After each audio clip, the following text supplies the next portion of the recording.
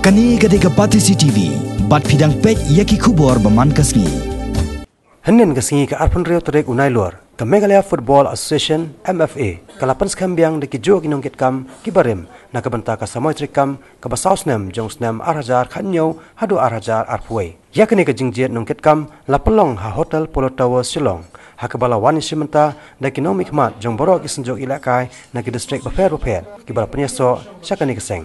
Wat lagi babon kini Nongkit kam kide kibarem Henry ke MFA kala Jied Katto kan Ngut Kiba Thymmai Kiba Nongkit ya kalengkor na kabanta ban pentelun yakikam hakaban kentiu ke jingla kai football hapo kani ke jela hakani ke jelang jongka annual general meeting uba larsing sawen ula Jied biang kom president katba yaki vice president la Jied hadu saungut bakentop uba diverland lingdo ujino sangma uba EMH pasa bat uba biding do nang ta uba SS rapthap ula thong biang kom general secretary yakakam joint secretary part uba lamman o lalu bat uba dipshan rentetiang katba yakakam treasurer lasim Thymmai da uba wanshan kharkrang nalor kini Nongkit kam baro hakani gasngi la thongro yakisan ngon kitkhot jongka executive committee bakanthop uba hearing sangpliang uba sunesh uba arlingdo uba dapman tariang bat uba coming one tlang first focus today ban kham concentrate show yang ini grassroots development. Jadi bab ini mengenai grassroots development ru na kalian di association langsung tu makan habdan kajinya Thailand Jong district association bat kunjung ke government. Di bawah government kerana formalize mengenai commission football policy. Kalau ada lupa kajinya kerelang kajinya discuss lang ban evolve ya larger plan untuk football.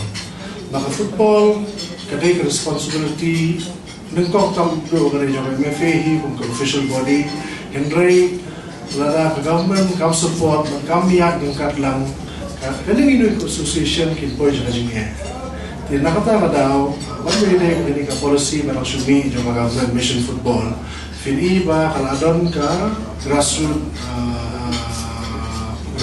development plan kabala asing ke government kabala plan ke government ni kabalan penian dalam bagi directorate.